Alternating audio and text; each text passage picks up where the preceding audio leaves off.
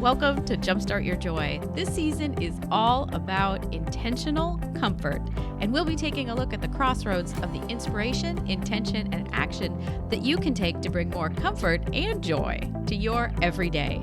This is your host, Paula Jenkins. Welcome to episode 320 here on Jumpstart Your Joy. I am so glad that you are here, and I'm excited to be back with an episode where I'm talking about your heart's second home. And this fits into this series that I've been working on about finding home, and under the larger umbrella, of course, of intentional comfort, which is the season 7 theme here on Jumpstart Your Joy. And today I'm going to be talking about those places and times where you just feel authentically home and at ease and centered and peaceful.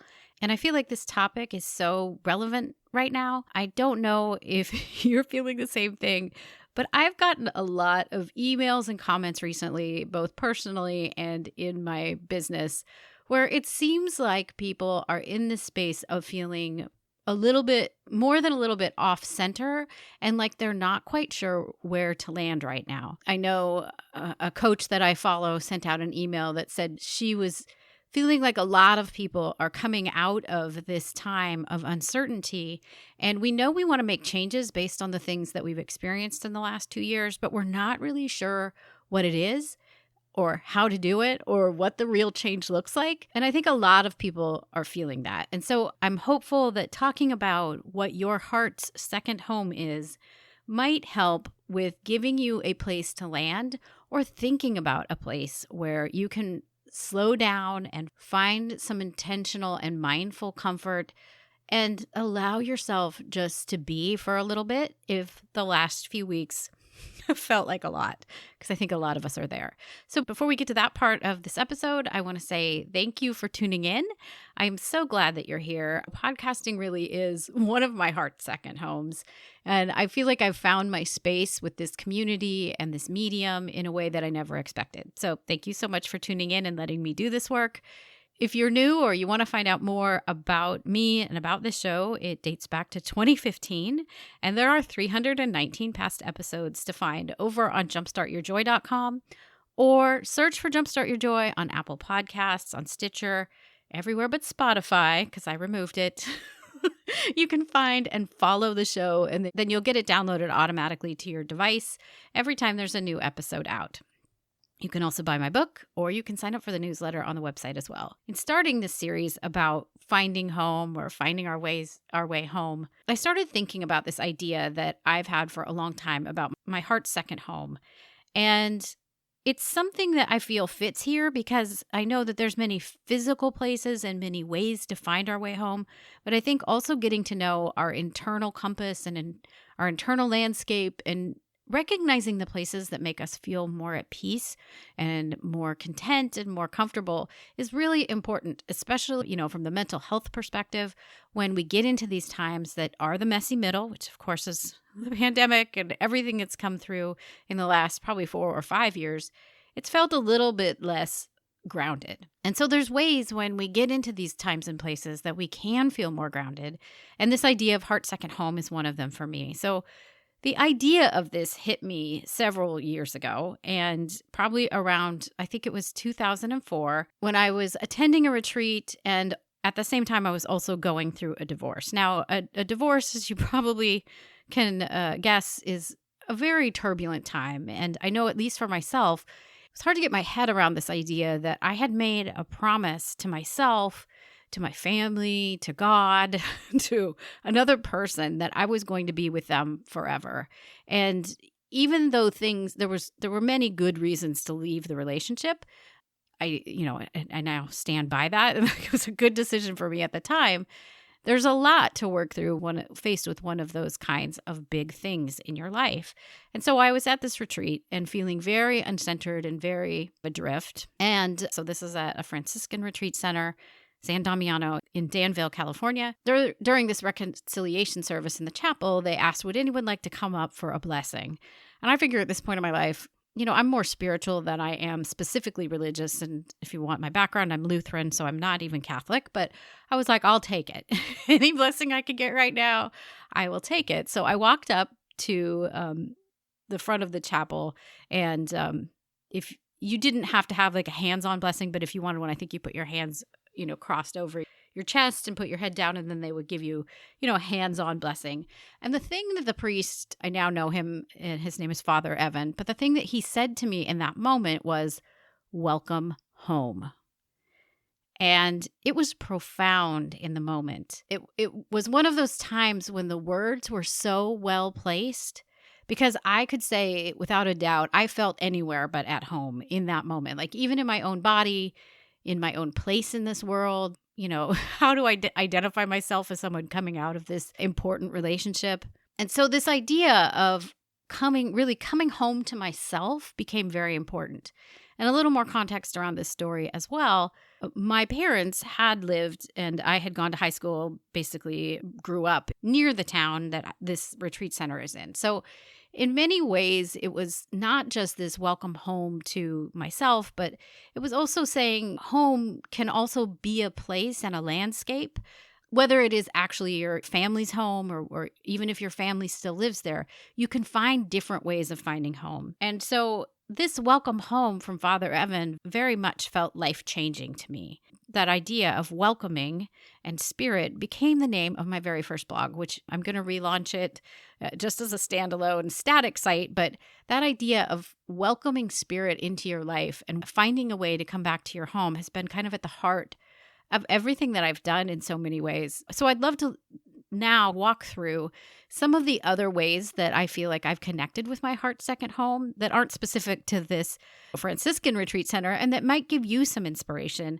on how you can find these places in your life or identify these places in your life, because I'm sure we all have them.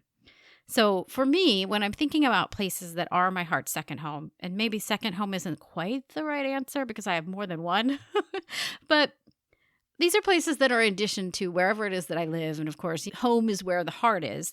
So I think there are several places and landscapes that resonate with me in a way that make me feel like I am back home. So here they are. One of them is a camp that I used to go to as a child. It's Kennolyn Camp in the Santa Cruz Mountains. And I'm really excited about this. I used to go every summer from about age 12. Then I was a counselor in training. I was a director. And now the really beautiful thing about this is I go back as what they call a camp mom, which is probably the most hilarious name ever, but I'll take it.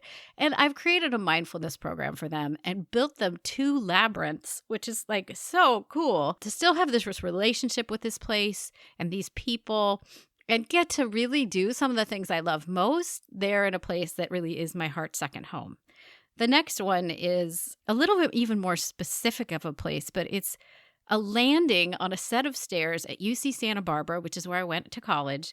And it's this landing that's overlooking the ocean. If you know the coast there near Santa Barbara at all, the coast has cliffs, and then down off the cliffs is a beach through most of that area. And so you have steps down to the beach. And this place at the end of the street that I used to live on, I would go every day as a senior in college, walk down the stairs and just look out over the ocean on this landing. And it was like, I don't know, centering. It was beautiful. It was amazing. I loved that school so much. I loved my time there. And just that spot, I can go back and feel like I'm 18.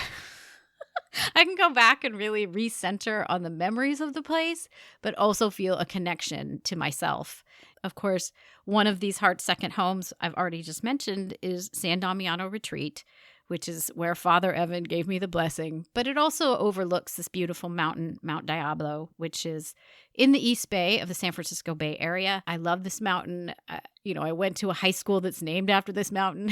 So there's like this connection here for me with that place. And San Damiano became that place after my parents moved to the Midwest, and they've since come back.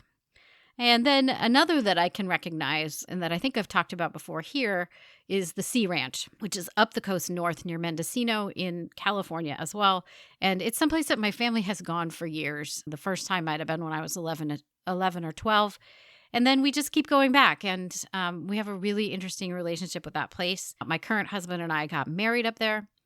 And so there's a lot of meaning and connection packed into the Sea Ranch as well. Some reflections on some of these things and kind of an invitation to you to go back maybe and listen. to a couple of episodes that are in this series. But when I started looking at these landscapes, if you will, or these places that are my heart's second home, I was really drawn to the conversation that then I got to have with Emma Lowy. And she recently wrote the book, Return to Nature. In it, she explores how specific landscapes are restorative to people. And it's interesting because I think we all intuitively know that we resonate or we feel at ease or at comfort with certain types of landscapes. And for you, that might be very different. I believe she lists out 7 or 8 in her book. I highly recommend it. It's a really interesting book.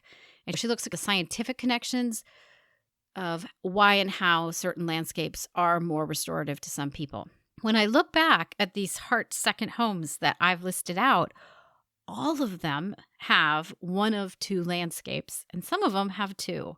And those are ocean and shore or mountains and forest.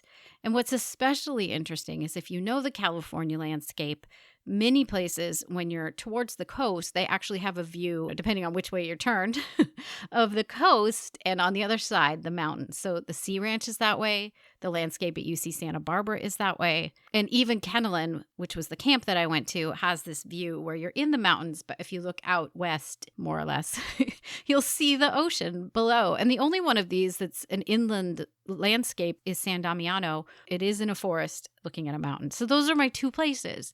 And I encourage you, if you're like, well, I don't know, I think I really enjoy fill in the blank landscape, go look at this book because it will also give you other landscapes that maybe you resonate with, how to protect those landscapes, and ideas of why they are so restorative to people. It's so fascinating. But I really loved being able to layer that on to thinking about this too. I also think if we look at these landscapes in our heart second home, finding home meant different things to people, especially from a mental health perspective and a mindfulness perspective during the pandemic. Many of us, we won't go into this too much, but I know we kind of all found, especially in the 2020 and 2021 years, that there were probably more people in our home just in the nature of shelter in place and schools being closed. My son was doing online school for almost all of of years 20 and 21. And with my own work being remote, we realized, it was a bit much sometimes to just all be in the house together. So in that year, while my son was able to do remote school, we tried to turn this on its head and see that there was an opportunity because my work's remote. My husband had been a chef and that business had closed. So he was in between jobs. And in October of 2020, we decided to go to the Sea Ranch, which is one of those places that's so special to us. And we found ourselves going again in February and again in the summer of 2021. And over the course of that year, we spent about 4 weeks at one house that we had been renting. And this house really became a safe haven for us. It was really kind of the respite we needed. I know I talked a little bit in the last couple seasons about, how the pandemic made the horizon feel a little too close. And there was a trapped feeling, I think, for many of us. And this home and this space at the Sea Ranch started to become that place where we felt like we could see beyond the horizon of the yard at our home. And we could see oceans and mountains. There was a timelessness to this space because even though we went there and yes, we wore masks, there were mandates, there's so much space and, walking trails where, yeah, we wore our masks, but we also felt safe taking them down because there was nobody else around. There's only two tiny grocery stores in the town nearby, and they were so protective, and there was such a sense of community that people were very much honored being careful with one another, even in the early days when we went up the first time. We had more room there in this home. We had fewer neighbors, and we had the playground of beaches and hikes when my son's school was over for the day. And it just felt like that house wrapped us in so much safety and possibility. And it gave us a space to dream again and to remember things that were beyond the immediacy of the pandemic, because all that felt very overwhelming and hard. In the time that we were there, of course, you rent from someone, and it is a family that owns that home as well, and we got to know them. And so I really like that aspect. We've had several different rental homes that we've visited multiple times up at the Sea Ranch, and I really like that opportunity to get to know someone through their home because it feels more like there's a connection and there's some community, and I really like that aspect of renting from the same people again and again. So the first time we went up in 2020, and you'll hear if you go back to listen to Laura Joyce Davis and I talk about it, it was the week after the really bad fires had started here in California. And these fires were raging, and it was so unsettling. And even when we got up to the Sea Ranch, which is a good 3.5, 4 hours away from my home here in the Bay Area, the skies were orange up there as well, which it's right on the coast. So that was super unsettling because generally, even if there's, weird air quality inland on the coast, you get beautiful blue skies. What was interesting is, we get there, we settle, and the next day, we emailed the owner just to say, we're here. Thank you so much. And he wrote back to say that he had just been evacuated from his home, which was close to some of the fires. And it was like, wow, like it just felt like the pandemic just kept, this time just kept making things weirder and weirder. And of course, we only want what's best for this family that owns this home. So we wrote back and said we could leave. And of course, he could have his home back if he needs to evacuate to it. And he refused, which was mind-boggling as well. He was able to stay with family. And it was just this interesting thing. Like, of course, you can have your home back. And his response being, please stay. Just a beautiful thing. Like there was a gift and really a really heartfelt gift in letting us stay there, even though it could have been that we just needed to go. So in this most recent April of 2022, we wanted to go back to Sea Ranch and to this house for our son's spring break. And my husband emailed and the owner wrote back and said that we could go, but that he'd been diagnosed with terminal cancer and explained that his wife didn't really want the responsibility of having renters in the future if he wasn't around. And his son also said that he didn't want to sell the house. So it put him in kind of a weird spot. And, he told us that we could go, but that he also didn't know what that might mean for anyone in the future. I share this because I can see now that this place is one of my heart's second homes, specifically this house. And so it was really hard to hear that this relationship that we had built, goes way beyond the house, right? Like this relationship that we had built with this family, that this family is going through so much. And, it's really heartbreaking. And it was bittersweet, but we accepted his offer to go visit. I wanted to go back to see that house just one last time. This house had become, one of probably the whole family's heart's second homes. The house had kept us safe. It had been so welcoming, which resonates back to that same idea of Father Evan saying, welcome home. It had been that same feeling, that same hug and acknowledgement of like, you're going through something hard, but this is going to be all right.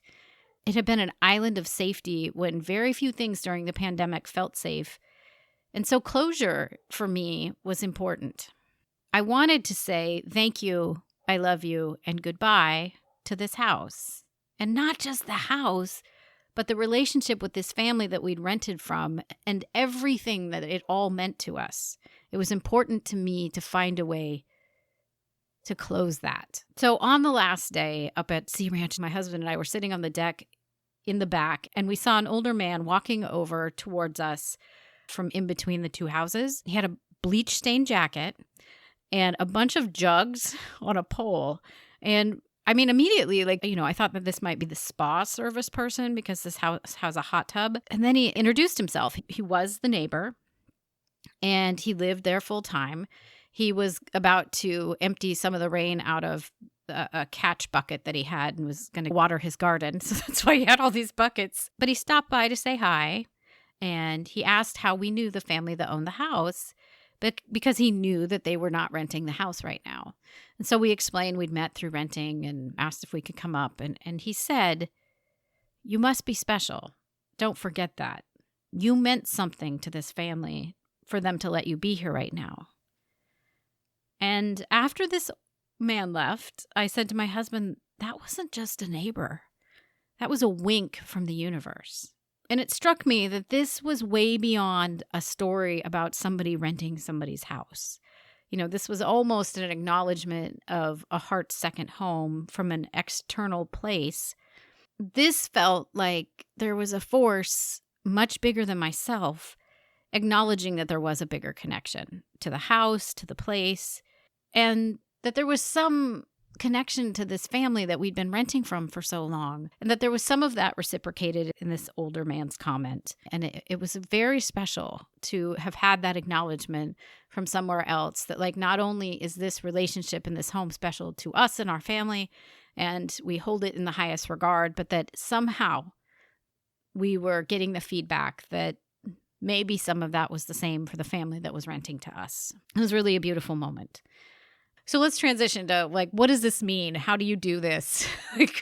Why is it important to have a heart second home, and how do you get there? I've learned a lot about staying true to my own self and listening to my heart about what it considers its second home. I know that sometimes I need to revisit these places that have been safe and loving, encouraging, and quiet. Each one of the places that I've shared in this episode already, each of them does have some sort of a spiritual pull for me. And I could see that they each mark an important time or a moment or sometimes a transition for me in my life. My first times, I can see in looking back that one of these homes is really like the first time I'd ever been out on my own at camp. That was the first time I'd stayed weeks away from my parents. The steps over the ocean at UC Santa Barbara, I knew as a senior and in my last quarter there, like, everything will change once I've graduated. And I don't know when I'll ever be able to live at the beach again. And so I have this very vivid memory of being so mindful to soak up every second that I could right there, knowing that things would change. I mentioned San Damiano, and I think some of the special spiritualness was that it has this amazing view of the high school that I went to and where I grew up. And like that always kind of felt like a grounding center, this mountain, as strange as that may seem. But I know that other places in spiritual ways, people do consider mountains their mountain. And there's something centering about it to be able to see it for me. But it's also a retreat center. And I have led retreats, many retreats there. I actually preached there, which is unheard of in a Catholic church. So there's something really special and grounding about that. And as I said, the Sea Ranch, I got married there. And there's been a very strong through line with that place of me being a child and going there, and then taking my own child there and staying there with my parents and him staying with us and all the generations staying together. So it's really nice that there's a through line in that place that has become bigger than a tradition because there's a tie to it in a very sentimental way. So what have I learned about Heart's second home, and maybe how can you pull some lessons from this as well for your own mental health, for your spiritual health? Here's where I land. It's important to take note of where these second homes are. It's a feeling that no other place has. I know when I visit these places, there is an immediate sense of centeredness. I think the second thing about your heart's second home is to visit them in person whenever you can. If you're feeling the pull of the world today and you're feeling overwhelmed and you're not sure what direction you're headed, or you just need a moment to breathe, go to one of those places if you've identified it. Make a plan, spend the day. Do what you can to immerse yourself in it. The third thing is, though, that I learned, especially during the pandemic and other hard times, is sometimes I visit these places, these heart second homes, in my head when I can't visit them in person. There have been many nights when I'm lying in bed and I can't sleep, and I envision myself lying in one of the beds of these places, like one of the homes that we've rented, or maybe I think of myself being at San Damiano and sleeping there. Or I think of myself just standing out, looking over the ocean on that landing and just taking in the sights, visually recognizing all the things that I recall about each of these places. And oftentimes it whisks me away from whatever ruminating thoughts or things I'm stuck on from the day.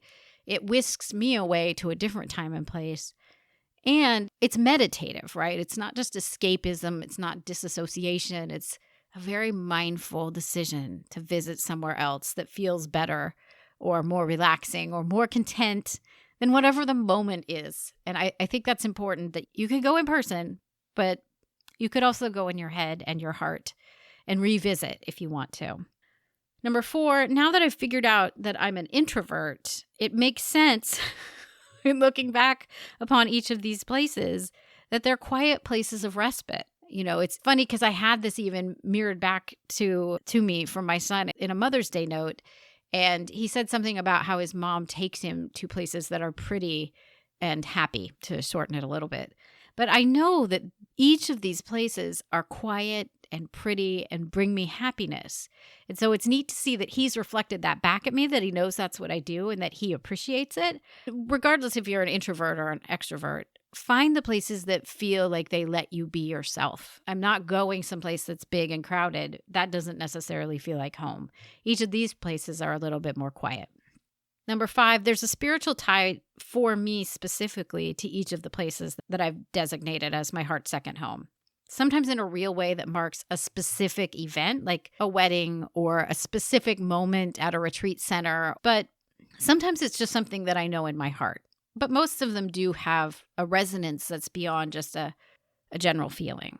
Number 6, whenever I go to these places, I just feel different. Like even when I just drive over the hill to go see Mount Diablo, the minute I see it, I feel everything relax.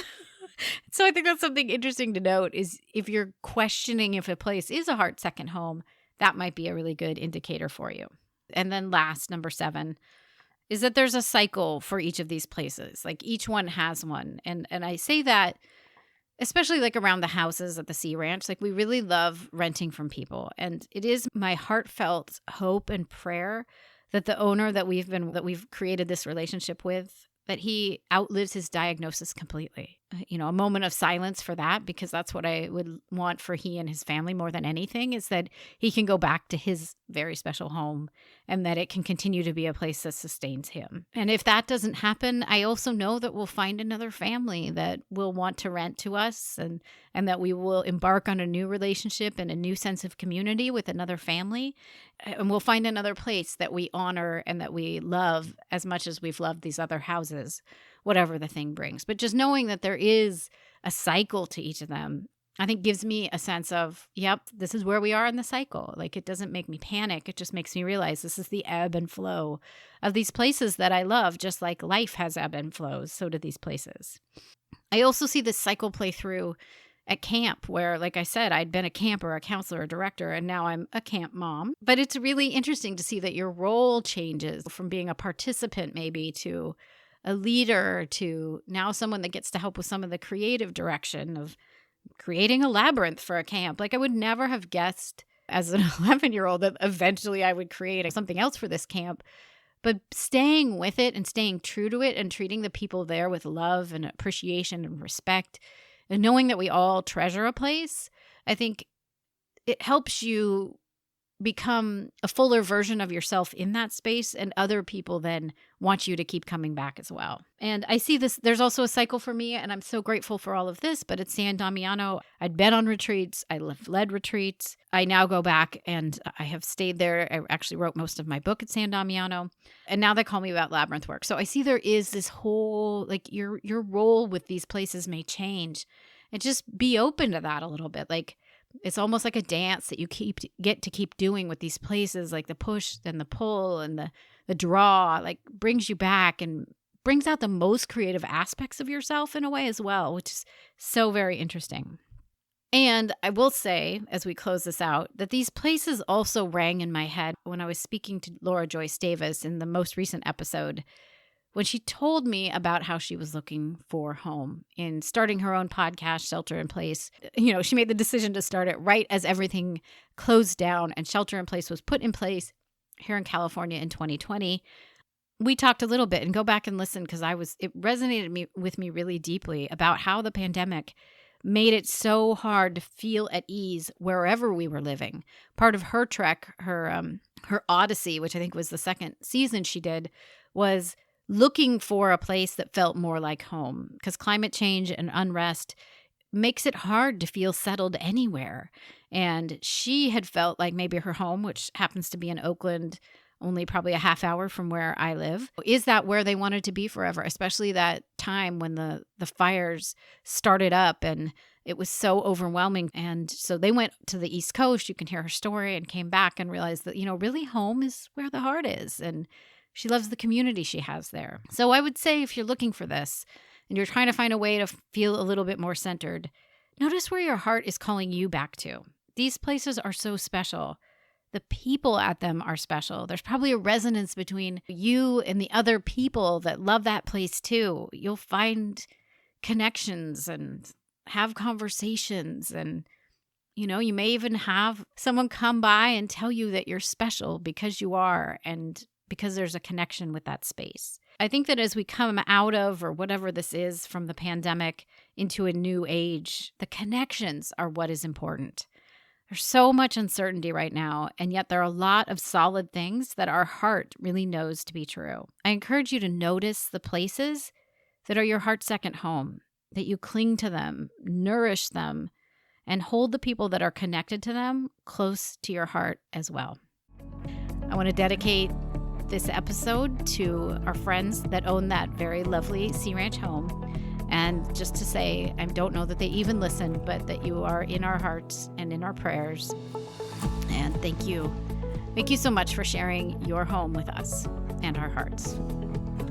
Thank you so much to all of you who are listening in. I hope that this has given you ideas to find a way to reconnect with those places that are your heart's second home, and that in some ways you're looking for that intentional comfort. I realize this episode may have kind of a different feel to it than some others, and I think it is because we're all in this reflective place. And as we come out of whatever this weird time is, I think there's also a different feeling about things. So I encourage you all to work through it and figure out a couple of places that feel more easy and more comforting and more welcoming as you work your way through this as well. Next week on the show, I'm delighted to have Jen Oglesby on. She is a life coach, and in December of last year, she lost her sister to brain cancer. So we're going to be talking about finding intentional comfort during times of loss, because I always feel like grief and joy are bookends of each other, and talking about how you can mindfully move through really hard times, and how talking about it with the right people can often help as well. So thank you so much for tuning in today. I hope you'll come on back next week. And until then, I hope that your days are filled with so much joy.